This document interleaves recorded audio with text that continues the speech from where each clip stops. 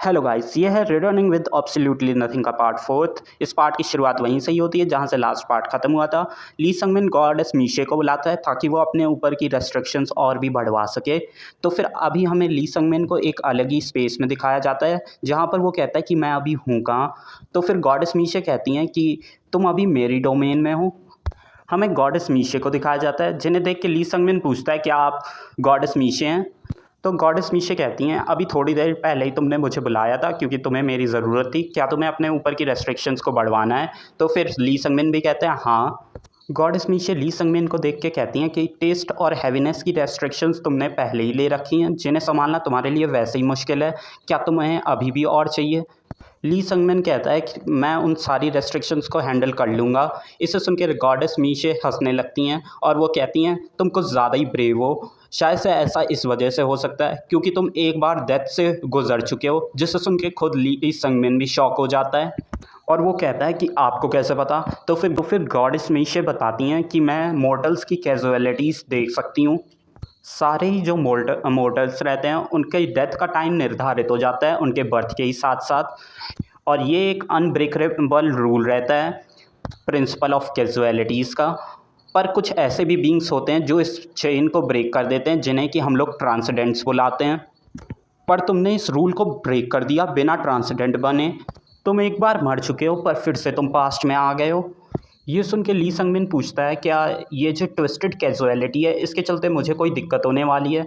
तो फिर गॉडेस मीशे जवाब देती हैं सारे के सारे जो बींग्स होते हैं वो कैजुअलिटीज़ के पार्ट रहते हैं और ये नेचर में हमेशा ही कॉमन रहता है, पर किसी चीज़ के चलते तुमने इस रूल को तोड़ा है और इस चीज़ के चलते तुम्हारी सोल के पास कुछ ज़्यादा ही अमाउंट में रिट्रीब्यूशन है। ये तुम्हें ज़िंदा रहते वक्त तो कोई भी दिक्कत नहीं देगा, पर जब तुम मर जाओगे तो फिर तुम्हें टॉर्चर किया जाएगा इटर्निटी तक, क्योंकि तुमने एक नेचर के रूल को तोड़ा है और यही सज़ा होती है जो भी नेचर के खिलाफ जाता है। इसे सुन के ली संगमिन भी एक बार के लिए डर जाता है, पर फिर वो कहता है कि मुझे इस चीज़ से कोई फ़र्क नहीं पड़ता अगर ये चीज़ मेरे मौत के बाद होती है मेरे साथ। फिर हमें ली संगमिन को मीशे माउंटेन में दिखाया जाता है जहाँ पर बेक्सो को उससे पूछ रही रहती है क्या तुमने अपने और ज़्यादा रेस्ट्रिक्शंस लगवाएं खुद के ऊपर। ली संगमिन काँपते हुए कहता है हाँ, पर मैं तुम्हें चिंता इस चीज़ के लिए नहीं करवाना चाहता था। तो फिर सोगो पूछती है कि तुमने कौन कौन से लगवाए इस बार। तो फिर वो जवाब देता है वार्मथ और ड्रीम्स का।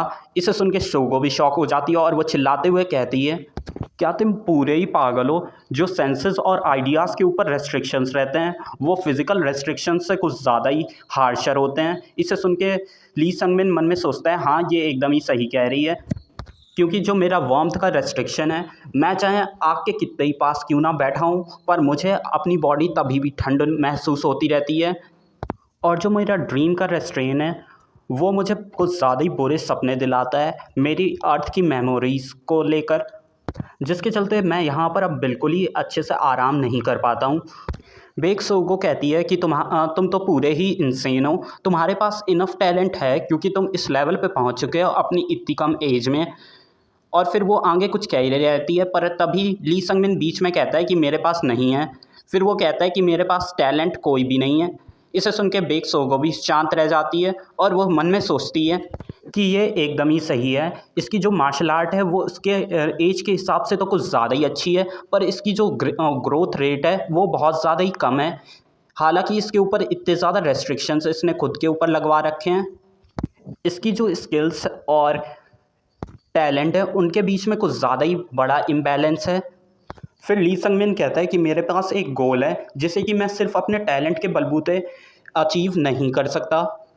वो कहता है कि ये मेरी सिर्फ फ्रस्ट्रेशन नहीं थी फ्लेम के प्रति कि इसके चलते मैंने अपने ऊपर और ज़्यादा रेस्ट्रेंट्स लगवा लिए, पर उसने मुझे याद दिलवाया कि अगर मुझे उन लोगों के साथ खड़ा होना है जिनके पास ऑर्डिनरी लोगों से ज़्यादा टैलेंट है तो फिर मुझे कुछ ऐसा करना पड़ेगा जो कि बिल्कुल ही रीज़न से बियॉन्ड हो। इसे सुन के दोनों ही फिर थोड़ी देर के लिए शांत हो जाते हैं। फिर बेक्सोगो स्माइल करते हुए कहती है तुम्हारा गोल पक्का ही वो कुछ ज़्यादा ही हाई होगा। हाँ, मैं तुम्हें समझ सकती हूँ क्योंकि मेरा भी गोल कुछ ज़्यादा ही बड़ा है, मुझे इस वर्ल्ड का सबसे ज़्यादा पावरफुल पर्सन बनना है। फिर वो बेक्सोगो कहती है कि जैसा कि तुमने पिछली बार मुझसे पूछा था क्या मैं तुम्हें अपनी टेक्निक सिखा दूँ। तो फिर ली संगमिन कहता है कि वो सिर्फ एक मजाक था, पर बेक्सोगो कहती है कि मैं तुम्हें सिखाऊंगी। इसे सुन के ली संगमिन भी शॉक हो जाता है। बेक सोगो ली संगमिन को एक मैनुअल देते हुए कहती है कि वो वाली मैनुअल है जिसमें मेरी टेक्निक लिखी हुई है।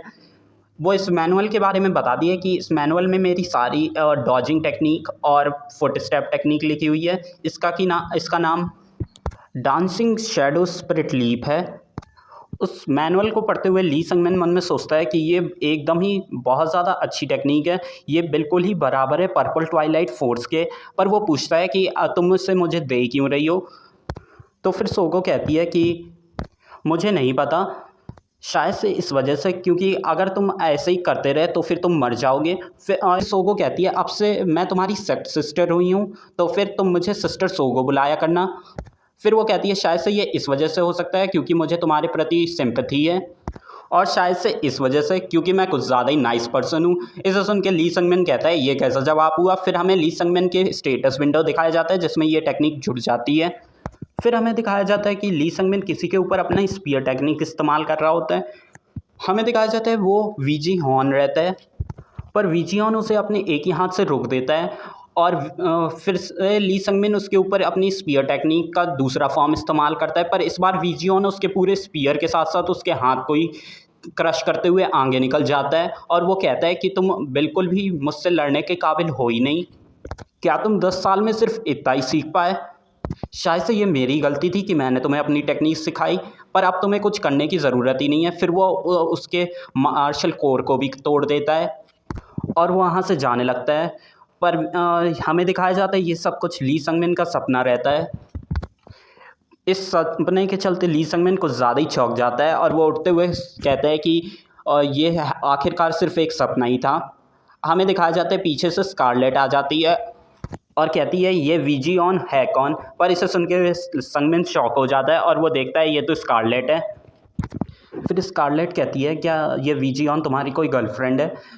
फिर वो बात को पलटते हुए कहती है कि मैंने तो सुना है कि तुमने और ज़्यादा रेस्ट्रेंट्स खुद के ऊपर लगवा लिए। वो उसकी रेस्ट्रेंट्स को देखते हुए कहती है कि ये तो एक ड्रीम वाला रेस्ट्रेंट है, तुम्हारे अंदर तो कुछ ज़्यादा ही हिम्मत है और तुमने वार्मथ वाला भी रेस्ट्रेंट खुद के ऊपर लगवा लिया। अब तो ऐसा देख के लगता है कि तुम जल्दी ही मर जाओगे। पर क्योंकि स्कारलेट ली संगमिन के कुछ ज़्यादा ही पास रहती है, इसके चलते ली संगमिन को उल्टी आने लगती है। स्कारलेट चौंकते हुए कहती है कि तुम्हें क्या हो गया, क्या तुम कोई बीमारी मारो? पीछे से स्वॉर्ड मास्टर कहता है कि ये सब तुम्हारी वजह से हुआ है, तुम उसके कुछ ज़्यादा ही पास चली गई थी। तो फिर स्कारलेट कहती है कि ये तो कुछ ज़्यादा ही रूड हो गया, मैं तो मदद करने आई थी। तो फिर पीछे से स्वॉर्ड मास्टर कह रहा होता है कि मेरी तरफ मत आओ, उधर ही रहो। उन्हें देखते हुए ली संगमिन पूछता है कि आप लोग यहाँ पर क्यों आए हो? तो फिर स्कारलेट जवाब देती है कि हम लोग मदद करने के लिए आए हैं, जो साइलेंट गर्ल है उसने हम लोगों से मदद मांगी है। फिर स्कारलेट अपने पास से कुछ स्क्रोल्स निकालते हुए कहती है देखो मेरे पास क्या है, ये मैजिक स्क्रोल्स हैं। वो बताती है जैसा कि हम लोग आउटसाइडर्स हैं इस वर्ल्ड में, तो सिर्फ हमें मैजिक स्क्रोल्स की ज़रूरत पड़ती है मैजिक को लर्न करने के लिए। फिर वो ली संगमिन को इन स्क्रोल्स को सिखाने लगती है। फिर हमें थोड़े टाइम बाद का सीन दिखाया जाता है जहाँ पर स्वॉर्ड मास्टर और ली संगमिन एक स्पार मैच करने जा रहे होते हैं। ली संगमिन हम लोगों को बताता है कि स्कारलेट ने उसे 4 स्पेल्स सिखाए हैं, जिनमें से सबसे पहला है क्लियर माइंड। इसके चलते उसका माइंड एकदम ही क्लियर हो जाता है, जो भी उसे नाइटमेयर्स आते रहते हैं उनके कारण की वजह से। और जो दूसरा और चौथा है वो है स्ट्रेंथ और स्पीड। इसके चलते उसकी स्ट्रेंथ और स्पीड कुछ टाइम के लिए बढ़ जाती है, और ये कुछ ज़्यादा ही अच्छे हैं हैवीनेस रेस्ट्रेन के एबिलिटी को ओवरकम करने के लिए। हमें दिखाया जाता है ली संगमिन और स्वॉर्ड मास्टर फाइट कर रहे रहते हैं। फिर ऐसे ही टाइम बीत जाता है। फिर हमें दिखाया जाता है ली संगमिन थक गया होता है। फिर वो बताता है कि और जो आखिरी स्पेल है वो है फटीग रिकवरी का। इसके चलते वो कुछ ज़्यादा ही जल्दी रिकवर हो जाता है। वो बताता है कि अगर वो इन स्पेल्स को कुछ ज़्यादा ही जल्दी इस्तेमाल करता रहेगा तो इसके चलते उसकी लाइफ फोर्स भी डिप्लीट कम हो जाएगी। पर अगर उसे इस हेलिस ट्रेनिंग से ओवरकम करना है तो फिर उसे स्पेल्स को इस्तेमाल करते ही रहना पड़ेगा। फिर स्वॉर्ड मास्टर कहता है कि तुम एक बार फिर से 100 मूव्स मेरे झेलने में कामयाब नहीं हो पाए। तो फिर ली संगमिन कहता है कि मैं और ज़्यादा हार्ड ट्राई करूँगा। पर तभी ली संगमिन को कुछ ज़्यादा ही ठंड लगने लगती है वार्मथ रेस्ट्रेन के चलते। जिस चीज़ को जान के स्वॉर्ड मास्टर ली संगमिन के बॉडी पे कुछ पॉइंट्स पे प्रेस करता है, जिसके चलते उसका मेटाबॉलिज्म रेट कुछ ज़्यादा ही बढ़ जाता है, जिस चीज़ के चलते उसे कुछ ज़्यादा ही राहत महसूस होती है। फिर स्वॉर्ड मास्टर कहता है कि आज के लिए इतना काफ़ी है, अपनी हेल्थ का अच्छे से ध्यान रखना, क्योंकि इस माउंटेन पे स्पारिंग पार्टनर पाना इतना ज़्यादा आसान नहीं है। ली संगमिन भी थैंक यू कहता है। फिर वो सोचता है कि अगर ये इन लोगों के चलते ना होता तो वो कुछ ज़्यादा ही पहले मर चुका होता इस जगह पे। फिर हमें ली संगमिन को एक जगह पे लेटे हुए दिखाया जाता है, जहाँ पर वो सोच रहा रहता है इस लाइफ में मेरे आसपास जो लोग रहते हैं वो लोग तो मेरी कुछ ज़्यादा ही मदद करते हैं। फिर वो उठते हुए सोचता है कि ऐसा पॉसिबल ही कैसे हो सकता है, यहाँ पर कुछ चीज़ तो है जो गलत है, जो चीज़ें हैं मेरी पिछली लाइफ के मुकाबले वो कुछ ज़्यादा ही अलग हैं इस बार, और जो मेरे आसपास के लोग हैं वो तो कुछ ज़्यादा ही फ्रेंडली हैं। ये जो जगह है यहाँ पर ऐसा कोई इन्वायरमेंट कभी था ही नहीं। फिर हमें मीशे माउंटेन की दूसरे साइड पे स्वॉर्ड मास्टर और स्कारलेट को दिखाया जाता है, जहाँ पर स्कारलेट पूछ रही रहती है क्या तुमने उस बच्चे को आज फिर से देखा। तो फिर स्वॉर्ड मास्टर जवाब देता है हाँ, हालांकि उसकी ग्रोथ रेट कुछ ज़्यादा ही स्लो है पर वो इम्प्रूवमेंट कर रहा है। इस चीज़ को सुन के स्कारलेट कहती है ऐसा लगता है कि तुम्हारे पास भी दिल है, मुझे तो लगा था कि तुम कभी भी मार्शल आर्ट के अलावा और कुछ किसी भी चीज़ के बारे में सोचते ही नहीं हो। तो फिर स्वॉर्ड मास्टर जवाब देता है ये सिर्फ एक फेवर है, अगर तुम इसी चीज़ की बात कर रही हो तो फिर तुमने भी सिर्फ उसके ऊपर एक फेवर ही किया था, उससे वो मैजिक स्क्रोल्स के बारे में सिखा के। तो फिर तुम भी बताओ कि तुमने ऐसा क्यों किया था। तो फिर स्कारलेट जवाब देती है कि मुझे पक्का तो नहीं पता, पर जब भी मैं उसे देखती हूँ मेरा मन करता है कि मैं उसकी मदद करूँ। फिर हमें दूसरी साइड ली संगमिन को दिखाया जाता है, जहाँ पर वो फिर आखिरी में डिसाइड करता है कि वो इस चीज़ के बारे में ज़्यादा नहीं सोचेगा, शायद से वो बस इस लाइफ में कुछ ज़्यादा ही अच्छा लक होगा। फिर हमें आधे साल बाद का सीन दिखाया जाता है, जहाँ पर ली संगमिन अभी भी अपने स्पीयर की ट्रेनिंग ही कर रहा होता है। उसके पास फ्लेम आते हुए कहता है कि तुम कैसे हो कीड़े, मुझे लगा था कि तुम सिर्फ यहाँ पर आधे साल ही तक टिक पाओगे, पर तुम्हें तो लगभग 1 साल हो गया है यहाँ पर आए हुए।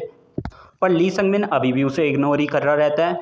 इस चीज़ को देख के फ्लेम कहता है कि मैं तो तुम्हें इतने दिनों बाद मिला हूँ, कम से कम मुझसे बात तो करो, ऐसे इग्नोर तो ना करो। फिर वो देखता है कि ली संगमिन के ऊपर तो एक वॉइस रिस्ट्रेन लगा हुआ है।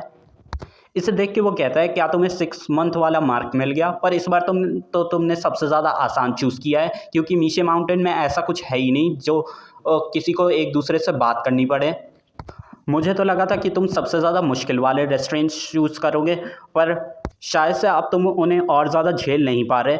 पर अभी भी ली संगमिन उसे इग्नोर कर रहा रहता है। वो फिर एक स्पीयर की स्ट्राइक करता है, जिसे देख के फ्लेम मन में सोचता है कि जो इसकी ये स्पीयर टेक्निक्स हैं वो पहले से बहुत ज़्यादा ही इम्प्रूव हो चुकी हैं, और जो उसने मूवमेंट टेक्निक सीखी थी वो भी उसकी स्पीयर टेक्निक के साथ एकदम ही बैलेंस्ड है।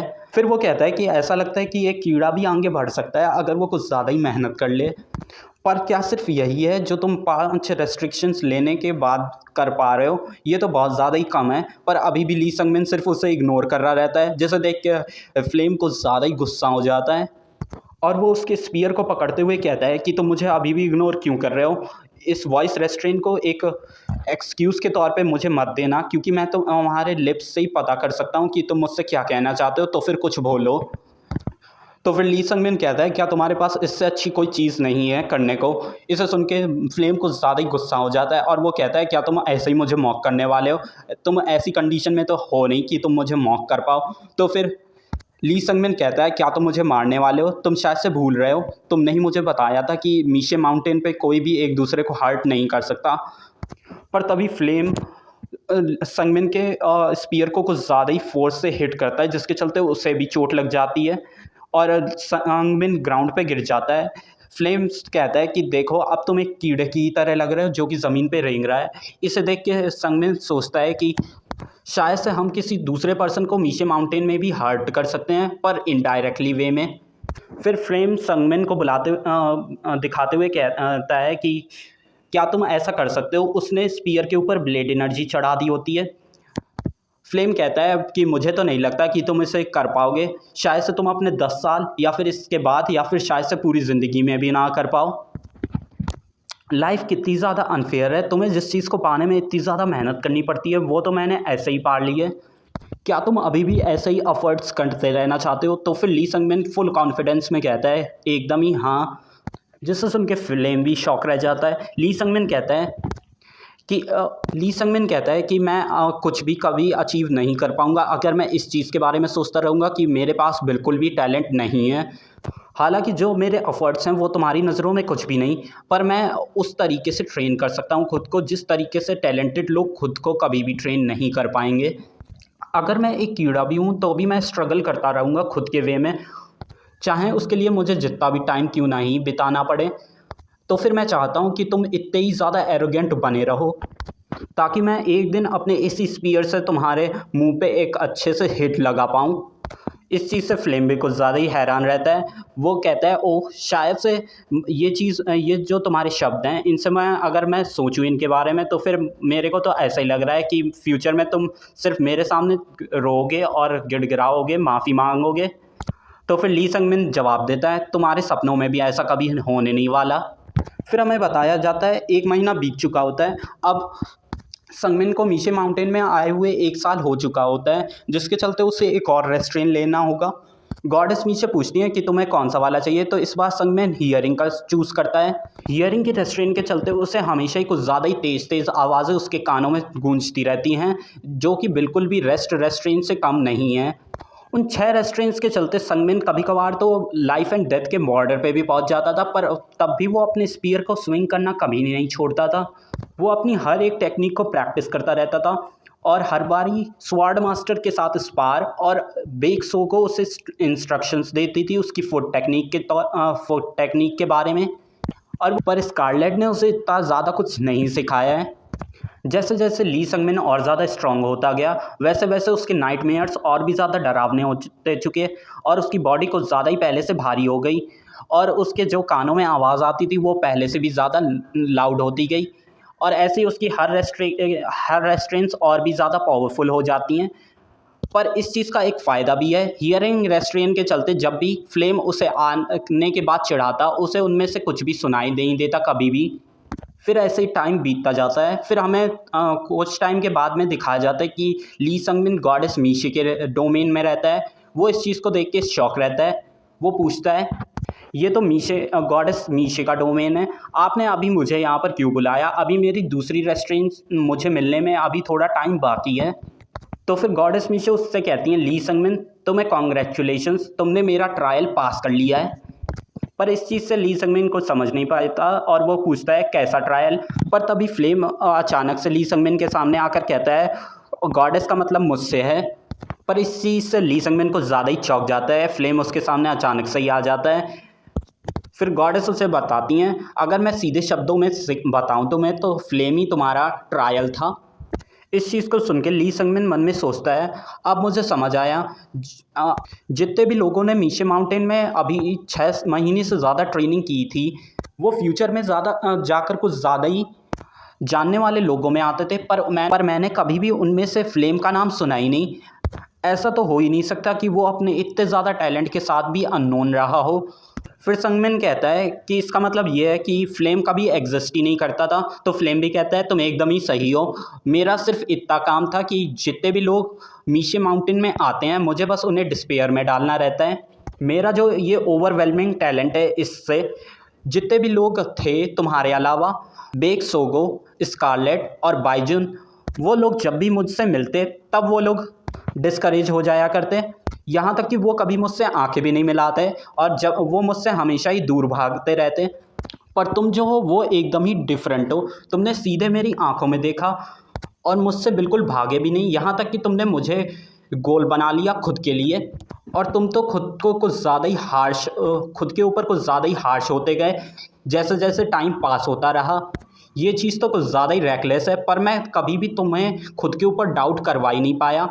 फिर गॉडेस मीशे और फ्लेम एक साथ ही कहते हैं पर मुझे तुम्हारी ये रैकलेसनेस कुछ ज़्यादा ही अच्छी लगी। गॉडेस मीशे कहती हैं यही इस ट्रायल की सच्चाई है, जो दूसरे लोग हैं इस माउंटेन पे उन्हें इस ट्रायल के बारे में बिल्कुल भी नहीं बताना जब तक तुम्हें गॉड का गुस्सा झेलना ना पड़े। फिर वो पूछती हैं क्या तुम अभी भी ट्रेनिंग कंटिन्यू रखना चाहते हो? तो फिर ली संगमिन जवाब देता है ऑफ कोर्स। तो फिर गॉडेस मीशे कहती हैं मैं तुम्हें रिवॉर्ड जो तुमने इस ट्रायल को ओवरकम किया है उसका रिवॉर्ड तुम्हें जब तुम इस माउंटेन से जाओगे तब मैं दे दूँगी। या फिर तुम इसके बारे में क्या सोचते हो कि तुम मुझे अपनी सोल दे दो और मैं तुम्हें इतनी ज़्यादा ताकत दे दूँगी जितनी तुम 1 सेंचुरी में इकट्ठी कर पाओगे। पर इसे सुन के ली संगमिन कह देता है नहीं, इसकी कोई ज़रूरत नहीं। तो गॉडेस मीशे कहती हैं तो इसका मतलब ये है कि तुम स्लोली प्रोग्रेस करते रहोगे अपने एफर्ट्स के साथ। वो बताता है कि उसे इस एफर्ट्स नाम के वर्ड से एकदम ही नफ़रत थी, क्योंकि जो हम लोगों के बीच का स्टार्टिंग पॉइंट था वो एकदम ही अलग था, और मैं जितना भी एफर्ट्स लगा लूँ मैं कभी भी जीनियसेस को के पास तक पहुँच ही नहीं पाऊँगा। उनका जो टैलेंट है वो कुछ ज़्यादा ही है मेरे मुकाबले। और पिछली लाइफ में मुझे जिस चीज़ को कोसना चाहिए वो इस चीज़ को था कि मैंने कभी अपनी लाइफ को सुधारने के लिए एफ़र्ट्स किए ही नहीं, पर इस लाइफ में मुझे कुछ ज़्यादा ही अपॉर्चुनिटीज़ मिली हैं। मैं इस चीज़ को एक्सक्यूज़ भी नहीं बना सकता कि हम लोगों के स्टार्टिंग पॉइंट्स अलग थे।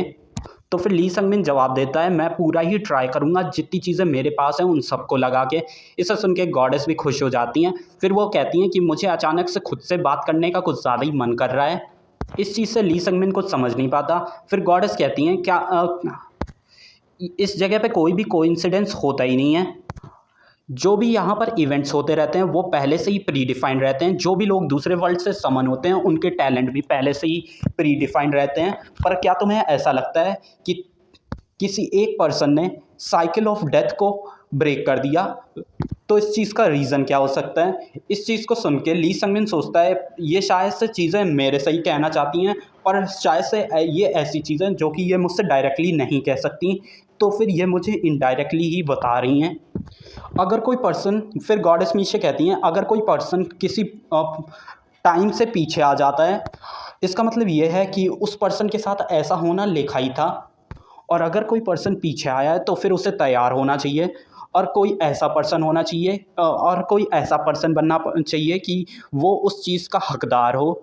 इतना कहकर गॉडेस मीशे सोचती हैं इतना काफ़ी होना चाहिए, पर तभी हमें दिखाया जाता है उस स्पेस में कुछ ज़्यादा ही क्रैक्स पड़ने लगते हैं। तो फिर गॉडेस मीशे चिल्लाते हुए कहती हैं कि ये मेरी डोमेन है, तुम यहाँ से चले जाओ अगर खुद को डिस्ट्रॉय नहीं करवाना चाहते हो। इस चीज़ को सुन के वो क्रैक्स भरने लगते हैं। गॉडेस मीशे कहती हैं कि अब तुम जा सकते हो, तुम्हारे पास बिल्कुल भी टाइम नहीं है वेस्ट करने के लिए, तो फिर अपनी ट्रेनिंग को कंटिन्यू करो जाकर। ली संगमिन उनसे रुकने के लिए कह ही रहा रहता है, पर तभी गॉडेस मीशे उसे वहाँ से बाहर भेज देती हैं। और वो सोचती हैं क्या वो फेट को रोक पाएगा या फिर उस अंत को। फिर हमें बताया जाता है कि जल्द ही ली संगमिन को उसे उसका अगला रेस्ट्रेन भी मिल गया। उसने स्मेल का रेस्ट्रेन चूज़ किया था, जिसके चलते उसे हमेशा ही ऐसा लगता था कि उसके आसपास हमेशा ही स्कारलेट खड़ी है। फिर कोई उससे कहता है क्या तुमने इस बार स्मेल का रेस्ट्रेन चूज़ किया है? हमें दिखाया जाता है वो सोगो होती है। ली संगमिन बताता है कि ये पहले से कुछ ज़्यादा ही हार्शर है, पर ये अच्छा है जितना ज़्यादा हार्शर होगा। हमें बताया जाता है कि बेक सोगो ने जो रेस्ट्रेन हासिल किए हैं वो हैं हियरिंग और टेस्ट के, जिसके चलते उसके जो सेंसेस हैं वो माल फंक्शन करना शुरू कर देते हैं, जो चीज़ उसके लिए कुछ ज़्यादा ही टफ होती है। बेक सोगो कहती है कि अब मैं समझ पा रही हूँ कि तुम किन चीज़ों से गुजरे हुए हो। जो ये सेंसेस के ऊपर रेस्ट्रेन होते हैं वो कुछ ज़्यादा ही हार्शर होते हैं। फिर वो ली संगमिन से कहती है कि मुझे तुम्हें कुछ बताना है। वो बताती है कि अब से वो मीशे माउंटेन से जा रही है। ली संगमिन सोचता है कि बेक सोगो जो है वो इतनी ज़्यादा टैलेंटेड है, तो फिर उसे खुद के ऊपर इतना हार्श जाने की कोई भी ज़रूरत है नहीं। सोगो को यहाँ पर आए हुए 2 साल हो चुके हैं, शायद से उसने उतना अचीव कर लिया होगा जितना कि उसने अपने गोल के तौर पे सेट किया था।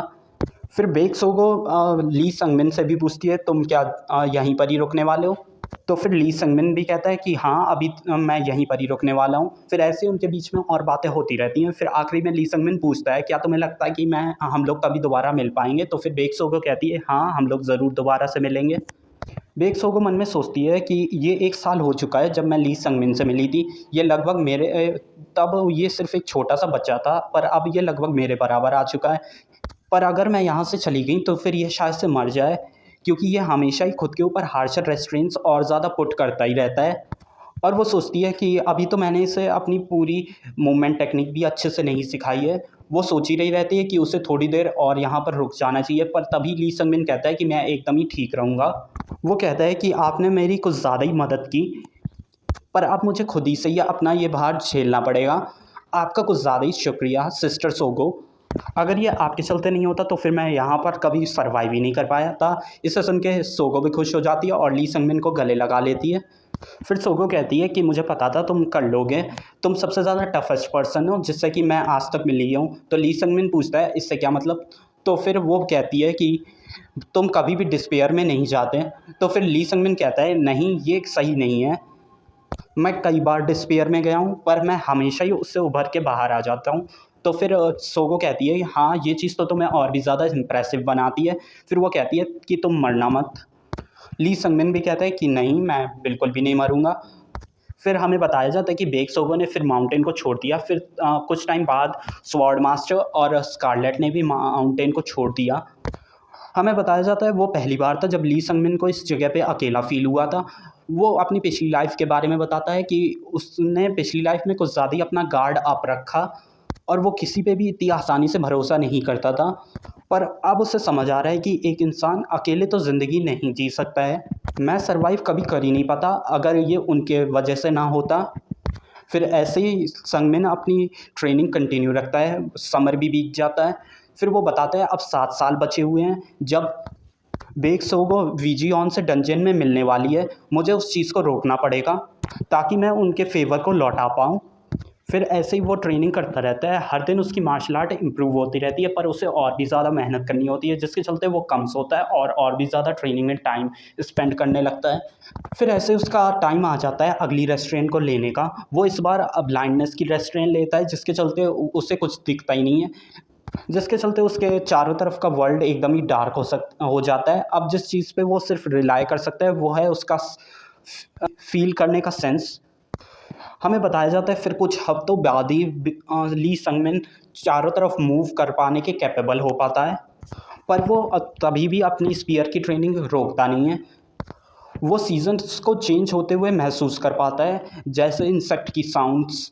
और विंटर जब आती है तब उसकी ऊपर कुछ ज़्यादा ही ठंड महसूस होती है पहले से ज़्यादा। तो इस चीज़ के चलते उसे सीजन्स का चेंज होना महसूस होता रहता है, पर तब भी वो अपनी स्पीयर टेक्निक और अपनी बाकी टेक्निक्स को ट्रेन करना बिल्कुल भी नहीं छोड़ता, फिर चाहे कुछ भी हो जाए। फिर हमें टाइम ऐसे ही बीतता जाता है, बहुत ज़्यादा सीजन्स बीत जाते हैं।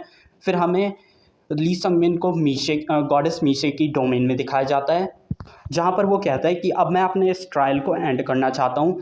और इसी के साथ हमारा ये पार्ट ख़त्म होता है। मिलते हैं आपसे नेक्स्ट पार्ट में। लाइक एंड सब्सक्राइब करना बिल्कुल भी मत भूलिएगा। Thank you.